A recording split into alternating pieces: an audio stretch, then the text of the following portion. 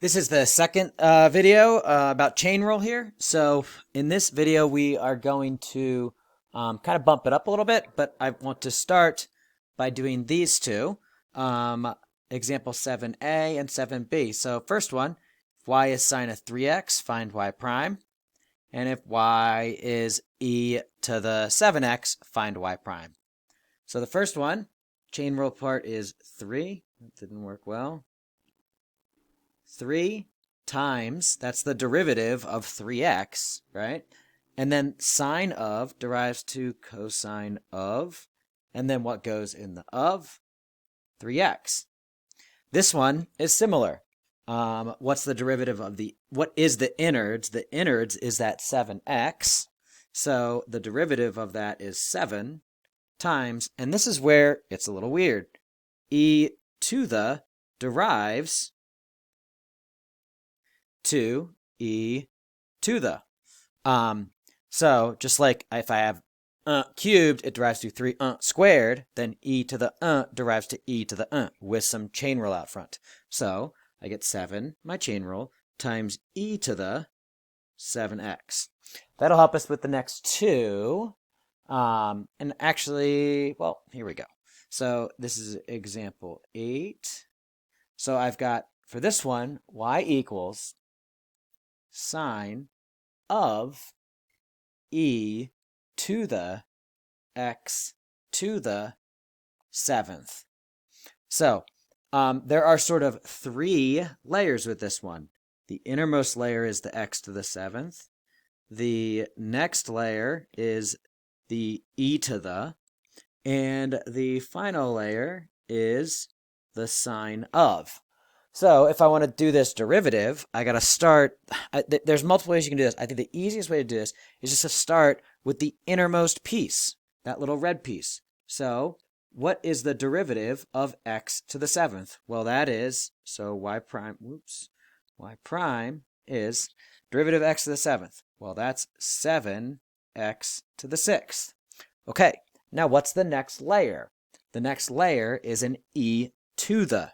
So what's the derivative of e to the? That'll be the purple part. It'll be e to the. And what's the? And that sounds weird, but what's the? It is x to the 7th. And then my last layer is the green, and it's sine of. So what's the derivative of sine of? Well, it's cosine of. And what goes in the of? This whole thing right here, e to the x to the 7th. So, and maybe I'll rewrite it so it's not so it's a little bit easier to read. What is that? 7x to the 6th times e to the x to the 7th times cosine of e to the x to the 7th. Hopefully that makes sense. If you understand that the chain was just do the derivative of the innards, then put it out front, then do the next derivative and leave the innards the same, then I think this hopefully should be pretty straightforward. But let's do another one here. Let's do y equals e to the cosine of x to the 11th. And with this one, I want you to try it, and then I'll pop the answer up. So go ahead, hit pause, and see if you can do this one completely. Okay, so it should be negative 11 x to the 10th times the cosine of x to the 11th. Fix it right quick. It should be negative 11 x to the 10th times the sine of x to the 11th times e to the cosine of x to the 11th. And how do we get that? Well, my inner layer is red, so I get the derivative of that, 11x to the 10th. The derivative of cosine of is negative sine of. What's the of? X to the 11th slides in here.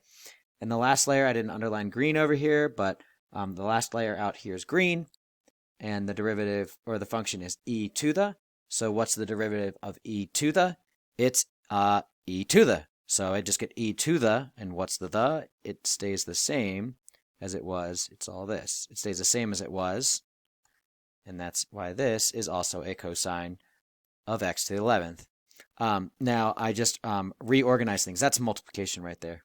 Maybe I should make it look more like a times. So yeah, hopefully you are picking this up.